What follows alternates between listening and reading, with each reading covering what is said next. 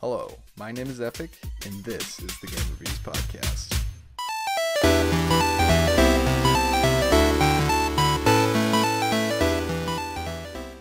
Hey everybody, I am here to talk to you today about The Division 2, but before we get into that, I want to discuss what this podcast is actually about, since it's the first episode. The main point of this podcast is to more or less give non-opinionated reviews of the newest games coming out and to then give my opinions on them. So what I'm going to do is I'm going to explain what the games are, go over all the different game mechanics, etc., do all that, and then we'll get to the point where I'll share my opinion on certain aspects of the game mechanics. So let's go and get right into it. The Division 2. The Division 2 is an arcade-style cover-based loot shooter set in a one-to-one recreation of Washington, D.C. that I've found is actually quite accurate. I've actually seen videos of people who have favorite donut shops in D.C., and they've actually been able to find those donut shops in the game, which is quite cool. The backstory of the game is that a global pandemic killed off thousands of people, causing mass disorder and hysteria across the United States. New York was the first installment of The Division, and obviously the second installment of The Division is set in Washington, D.C., as I mentioned before. So in the game you play as a Division agent, helping rebuild the remaining civilizations in Washington, D.C. The Division is a organization that is created by the government, and their job is basically to clean up the mess that was made in the left by the pandemic. So, in The Division, you fight against three main factions during the main game. Those three factions are the True Sons, the Hyenas, and the Outcasts. In the end game, you fight the Black Tusk, which is a different faction. You actually have to complete all the strongholds at the end of the game to unlock the Black Tusk. Now, this game is co-op or solo. You can play it either way, and it is possible to beat it solo. And there's a PvP mode as well as PvP VE modes, which is all very interesting. And it's actually something I've never been exposed to before. So now I'm going to go over some of the mechanics of the game. The weapons, so it is guns. It's not swords or anything like that. So almost all your weapons are guns. And you can have only two weapons in your usable inventory at any time. You can keep other weapons on you, but you're not able to use them. You'd have to switch them out, and you cannot switch them out while you're in combat. The weapons do have a tier system. From least to most powerful, the tier system goes worn, standard, specialized, superior, high-end, and exotic. And then each of those weapons have specific talents. Worn and standard weapons do not have any talents. Specialized weapons have 1 talent. Superior weapons have 2 talents. High-end weapons have 3 talents. And exotic weapons have a random number of completely unique talents. And I probably should have mentioned this before, but the weapon talents are basically weapon perks.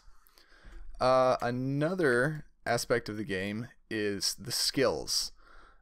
The skills are basically placeable weapons, so they're like traps or turrets or that sort of thing. They're not guns, but they're essentially weapons. They typically do damage. So all the skills in the game, you have the pulse, the turret, the hive, the chem launcher, the firefly, the seeker mine, the drone, and the shield. All of these different skills have subclasses that I'm not going to go into because that would take a long time. But basically the pulse will typically reveal enemies and it'll highlight them on your HUD. The turret will shoot enemies, but it can't move. The hive can do many different things. It's quite versatile, but one aspect of the hive is, think of it like a bunch of bees, and the bees will go and sting the enemies, but it's actually little bombs. The chem launcher launches chemicals that do different things. The firefly is essentially a flash nade. Nothing too unique there. The seeker mine is basically a mine that you can set down and it will roll towards enemies and explode. The drone is more or less the same thing as the turret, but it moves, which is quite convenient. And the shield is a shield. Not much to explain there. So this, as I mentioned before, the skills are really more like placeable weapons than anything, but they are really important. You're not going to really be able to beat the game very easily without using your skills, so make sure you try to unlock some good skills right from the beginning. I also want to go over armor. It uses the same tier system as weapons, but I am not sure if armor can have talents or not. So as far as the shooting mechanics, the game is basically a cover shooter. You have to hide, you have to hide behind cover and peek out of your cover and shoot. That's pretty much as far as it goes. If you're not behind cover and you're fighting enemies, you're probably going to die because their guns do a lot of damage.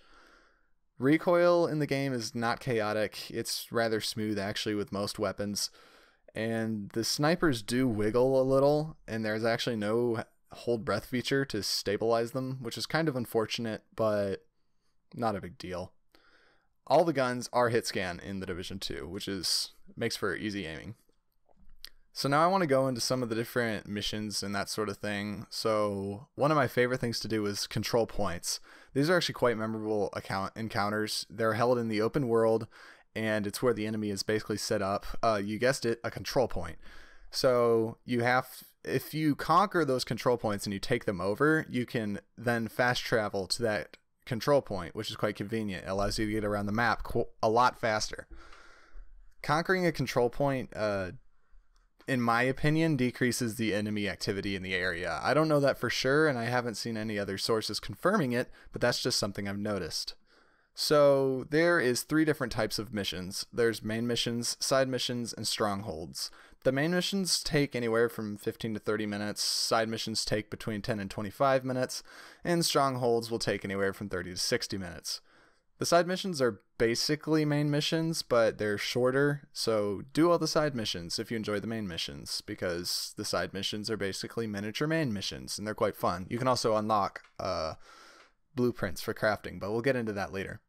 Strongholds are the missions at the end of the game, and they're held to take down the faction leaders, and usually that ends in the faction being disbanded. The faction doesn't go away on the open world, though. Even though you take out the outcast fortress, you're still going to see outcasts out on the street, and you still have to kill them. So open world encounters are actually quite interesting in the Division 2. Should probably specify that it's the Division 2. Anyway, there's constant combat in the open world. You would not believe how many just random people are out there shooting each other.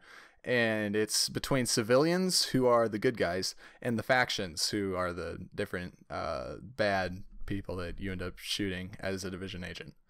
Sometimes there's just random fights, but most of the world events are actually organized, they're organized events, such as propaganda broadcasts, public executions, territory control, target practice, hostage rescues, and there's a few other things I forgot about that I'm sure I couldn't remember, and I couldn't find a list online.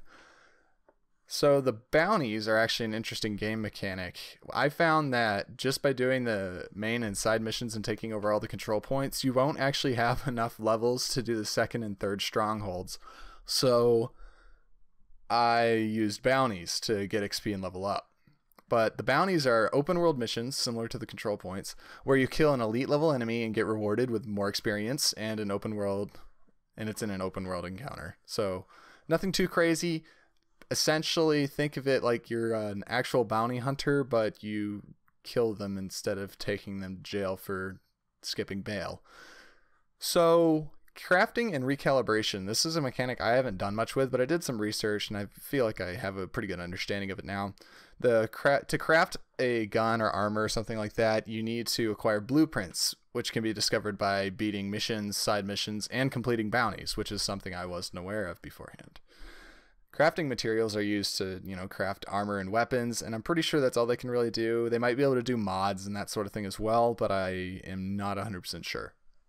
Recalibrating allows you to transfer a talent from one weapon to an armor piece or another. I sort of threw this in with crafting just because it's essentially the same thing. You're still crafting, I guess, a weapon in a way. You're just taking talents from one weapon and moving it to another. You can also recalibrate armor pieces. for the same effect. And then crafting materials can be acquired by killing enemies, dismantling loot, and looting the various lootables in the environment. So there are these sort of weird things that you don't really pay attention to, but they're there and they sort of accidentally get completed. They're called projects. The projects are challenges that require specific actions in typically specific areas, and completing them unlocks new bounties and rewards experience. So that's nice, but I would not go out of my way to complete those. The character perks are more or less what they sound like. Just upgrades to your character, and they can be purchased from the quartermaster at the White House. So there's a lot of different character perks, like a ridiculous amount. And somebody on Reddit by the name of CPRECZEWSKKY put a lot of them together, and there are so many of them I don't even want to have to go through them because you guys will be here for the next hour and I don't want to waste your time. But there is a lot of character perks, the most important ones being the one that unlocks the second weapon slot, the ones that unlock more backpack space so you can carry more weapons around with you even if you can't use them all at the same time. And there's various other things that are quite convenient, especially weapon mod perks, which ironically are under the category as character perks, but they're really just weapon mods, so I don't know what Ubisoft was thinking with that one. Also, I should probably mention, this game is developed by Ubisoft. So, the Dark Zone is that PvP VE environment that I mentioned earlier. And in the Dark Zones, you can collect abnormally powerful loot. It's disproportionate to the loot you get in the main areas. You can complete the missions in the Dark Zone to acquire the loot. So the Dark Zones have specific missions, but the loot you get from those is often contaminated with the virus that caused the pandemic. So what you have to do is you have to put that loot in an extraction zone, and you have to basically tie it onto a helicopter, and the helicopter will extract it for you from the Dark Zone. And then the contaminated loot obviously has to be discontaminated. So there's a process there, I'm pretty sure. I don't know exactly how all that works, but it is definitely pretty easy to figure out with a YouTube video or blog post, etc. Loot in the Dark Zones can be stolen from other players by killing them while in the Dark Zone. That's the one thing that's unique about the Dark Zone. It is the only PvE area where you can kill other agents. It's known as going rogue. So if enemy agents, I say enemy agents, technically they're all with the division with you. They're all supposed to be allies, but if you go rogue, you can kill them and steal their loot from them. So that sort of thing makes the Dark Zone a high risk, high reward area. You can get extremely powerful loot, but it might just end up being a waste of time because you might be going to get that loot extracted and then bam, some random enemy agent that's gone rogue just kills you and it's all gone and you got to go do it again. So you can play the Dark Zone two ways. You can either play like, I guess, a pirate, or you can play the missions and try to get loot that way. If you do decide to play by getting the missions, you should probably know that the enemies in the Dark Zone are extremely powerful. So that makes completing the missions even more difficult and adds extra stress to trying to get the loot extracted. So there is a exclusively PvP mode. It's known as Conflict. And within Conflict, there's two different game modes that you can play, Skirmish and Domination. There wasn't too much creative thought put into these. Skirmish is basically a classic TDM, or Team Deathmatch. There's not much else to it. And Domination is a standard capture the point mode. Nothing too unique there. I tried to queue up for these once, and it looks like they're not very popular, which kind of makes sense because they're not very unique. And the shooting mechanics of the Division wouldn't really work great for multiplayer, in my opinion. But some people might be into it. So, in the endgame, there are endgame specializations. Once you hit level 30, or once your agent hits level 30, you can choose one of these three specializations. You have Survivalists, Demolitionists, and Sharpshooters. The Survivalists use a crossbow as their primary weapon, and they fight with traps and status effects.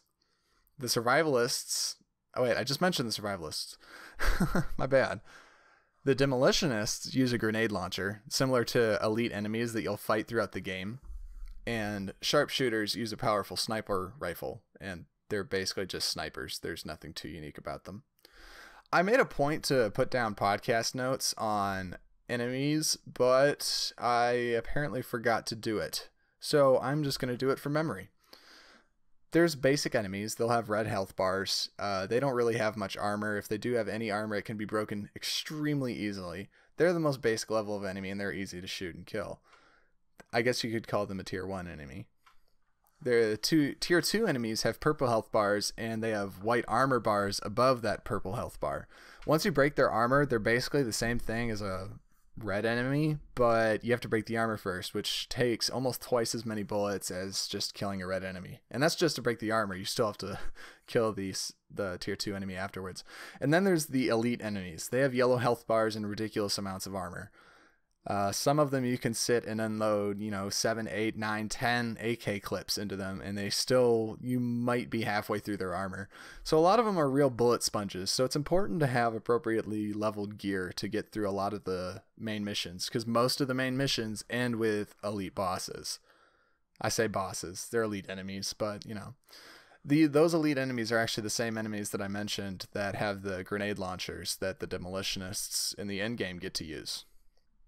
So there is going to be some endgame content that's actually going to be completely free. For an entire year, there's going to be 3 episodes, I guess you could say. The first episode is going to be DC Outskirts Expeditions. The second episode will be the Pentagon, the Last Castle. And they're also going to add a raid, which is going to be according to the Ubisoft website, will be the first 8-player raid in the history of the Division 2, and will arrive with the launch of Operation Dark Hours. I don't really understand what their Dark Hours is because they don't mention it. So that's not one of the episodes, but hopefully the raid will be fun whenever that comes out. So I'd recommend following the developer feeds to see that. Also, they're going to be adding new specializations. 3 new specializations, and they'll each have their new unique signature weapons and their skill trees to unlock and master them. And they basically also make a point to say that they're going to be constantly adding stuff to the game. I read on their patch notes they intend to make weekly patches and updates, so hopefully they will keep up with that and it'll be great. So the last thing I want to talk about is clans. There is clans in the Division 2. I wouldn't worry about them too much. They're very basic. There's really little you can do with them. If you want to be in a clan with your group or your group of friends or whatever, just to say you're all in a clan, then that's cool. But just know your clan is limited to 50 players. Other than that, there's nothing too unique there. So now that I've basically gone through everything, I want to go ahead and give my opinions on the Division 2. And just to preface everything and go and just start us all off, the Division 2 is the only loot shooter I've ever played that I've enjoyed this much. It's absolutely phenomenal. The content is great, and you really do killing enemies is satisfying. They might be bullet sponges, but when you finally get them to die, it's just as gratifying as the first time you did it. So as far as the setup of the game, where it's agents in DC and that sort of thing, I love it. I love it because not so much the whole post-apocalyptic thing, because I think that's an overused gaming trope at this point, but the fact that it's in a 1-to-1 version of Washington, D.C. is absolutely phenomenal to me. And you get to do all these crazy things like steal the Declaration of Independence and that sort of thing, and that's great. I absolutely love it. So as far as game setup and game story and lore and that sort of thing, Division 2 is great. I like it. The game mechanics are honestly not my favorite. I don't like having all the different crazy perks and weapon mods and all that stuff. That it's too much to learn. Sometimes I just want to, open up a game and shoot stuff. I don't want to have to grind for loot and that sort of thing. But that's what type of the game this is. Sure, it might not be up my alley, but I'm sure it's up just about everybody else's. As far as the actual shooting mechanics themselves, I don't like that much either, but I also play a lot of Counter-Strike, so the recoil in this just feels like it's sort of just wiggling around randomly, which kind of bothers me a little bit, but again, that's really how it should be. Counter-Strike is not a very good example of shooting mechanics, but I guess the best way to say it is I like it, but I'm not used to it. So the control points, those missions are honestly my favorite thing to do. I love the control points because it's completely in the open world. It's clean. Oftentimes there'll be a minigun when you take over the control point because the enemies come in 2 waves where you take it over, then they try to take it back. And using the minigun, just lasering through people, is the funnest experience that I probably had in this game. It's hilarious. I love just watching because the way it sounds is hysterical too. Like, the minigun is amazing. Anyway, I love the control points. Very entertaining bit of the game. The missions are great. The content in the missions is great. You'll have moments where a boss will come out and it'll just be entire explosions behind this guy. And you're like, oh my God, there's no way I can kill this dude. And they really do achieve that effect. And they don't do it by making, the enemies bigger or whatever. They're the same size as all the normal dudes. I mean, they're a little chunkier because of all the armor, but that's about it. So I really do love the missions. The open world encounters, not a huge fan. I kind of use them to grind experience when I want. I like that it's an active world around me, but the encounters themselves aren't very fun to play. So usually I end up just trying to get around them instead of actually trying to help fellow civilians out. The bounties are a great way to sort of grind XP, get a guaranteed elite enemy, that sort of thing. Nobody grinds them for loot. Everybody grinds the strongholds for loot. So I don't really know what the point of the bounties is other than getting you XP when you're trying to go through the main missions. I think it's really just to give you a sense of you helping out in the actual open world. So not my favorite activity, but I appreciate them being there so I can get more XP. The crafting and recalibration is honestly, I hate crafting and recalibration. I hate crafting mechanics in every game. But that's just me. I know there's tons of people that do, and from what I've seen with the Division, the crafting is done really well, so no worries with that. The projects, I completely ignored these. I have most of them done, but I didn't do them intentionally. They just kind of got themselves done as I played through the game. So that's kind of cool, but I really don't care about the projects at all. The character perks, super easy to unlock.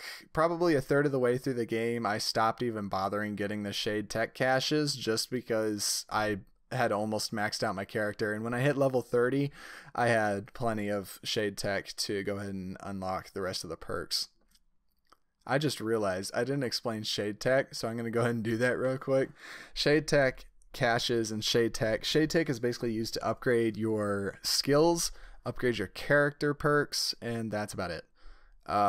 So once you basically max yourself out, there's not even any real point for the shade caches and that sort of thing. So yeah, about a third of the way through the game, you'll probably be good on Shade Tech. So the Dark Zone, I unlocked all the Dark Zones. I haven't actually done any missions with other players in them, but I'm not a huge fan of the Dark Zone. It's probably the best way to put it. I don't like it too much. It's kind of dark and weird, and I don't know, just doesn't appeal to me very much. It's more because of the level design and the sound design than anything. If it was more like the main areas, I'd like it more. From what I can tell, though, just about everybody loves the Dark Zone. And I know for a fact if I was able to play it with friends, if I actually had friends that played the Division, it would be great. It would be phenomenal. I would absolutely recommend it. So yeah, the Dark Zone's pretty cool. Just not my cup of tea. The Conflict PvP modes, I think, would be my cup of tea. They're pretty cool. I've watched videos of other people playing them, but I've never had the pleasure of doing it myself because nobody ever joins them. So I sat in a queue for like 3 or 4 minutes and nobody else joined that queue, so I ended up leaving. Nothing else to really report there. I didn't really get the chance to play it myself, but it looks cool. I wouldn't, do it over a different game that was designed for combat against other players, but nothing wrong with it. The endgame specialization, from what I can tell, the coolest thing about it is really when you unlock your new weapon, since the weapons themselves are really unique. Obviously the sniper rifle really isn't, but it does so much damage that it's kind of ridiculous. But Demolitionist is probably the coolest one in my opinion, just because you get a weapon that the elite enemies you've been fighting the whole game have had. So I think that's pretty cool. You can basically just shoot a grenade launcher at a bunch of guys, especially with the way the grenade mechanics work. You throw a grenade and it like sticks to the ground. It's kind of hilarious. But yeah, So as far as content and community, I think it's a great decision by the Division 2 team to make the 3 episodes in the first year free. That's the way it should be in the first place anyway. Having to buy parts of a game that you already bought is ridiculous in my opinion and in the opinion of most people who play video games. Adding extra specializations, I'm sort of meh about it. One thing I'm really excited for though is the 8-man raid, and one thing I hope is that you can random queue for the 8-man raid. I don't want to have to, you know, find other people. I want to be able to just randomly join it and then do it with 7 other people. So hopefully that's a thing. And then I guess the last bit was the 3 new episodes, and as long as the 3 new episodes are as good as the main missions, I'm going to be excited to come back and keep playing them. The clan system, I'm completely ignoring it. I don't use it.